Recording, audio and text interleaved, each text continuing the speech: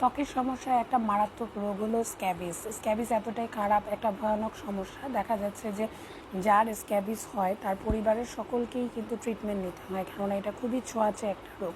Scabies হলে সাধারণত দেখা যায় শরীরের বিভিন্ন জায়গায় ইন্টারডিজিটাল স্পেস অর্থাৎ আঙ্গুলের ফাঁকে ফাঁকে, স্ক্যাল্পে, মাথার তালুতে বা জেনিটাল এরিয়ায় অনেকগুলো লেশন দেখা দেয়, অনেক বেশি চুলকানি হয় এবং দেখা যায় যে রাতের বেলা এই চুলকানির পরিমাণটা অনেক অনেক বেড়ে যায়।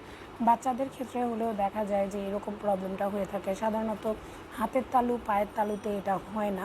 এবং এই ডিজিজটা যখন হয় প্রথম ক্ষেত্রে হয়তো এটাকে একটা সামান্য চুলকানি রোগ বলে অনেকেই মনে করেন এবং এটাকে পাত্তা দেন না, কিন্তু পরবর্তীকালে এটা কিন্তু অনেক ভয়াবহ রূপ ধারণ করে। এই স্ক্যাবিসের ট্রিটমেন্টে অনেক রকমের ট্রিটমেন্টই রয়েছে, তবে এই ক্ষেত্রে আমরা যে পারমেথ্রিন ক্রিমটা আমরা সাজেস্ট করি সেক্ষেত্রে আমরা বলি একদমই মাথার তালু থেকে পায়ের পাতা পর্যন্ত ক্রিমটা অ্যাপ্লাই করতে।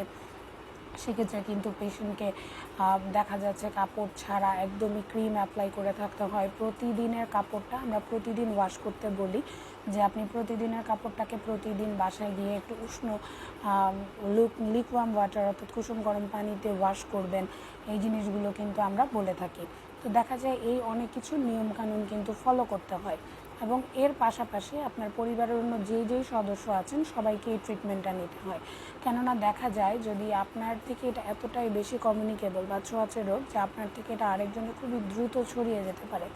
তাই এই ব্যাপারটা একটু মেনটেন করে চলতে হয় এবং এই যাতে স্ক্যাবিস না হয় সেই জন্য কিন্তু আপনাকে অনেক বেশি হাইজিনটা মেনটেন করতে হবে।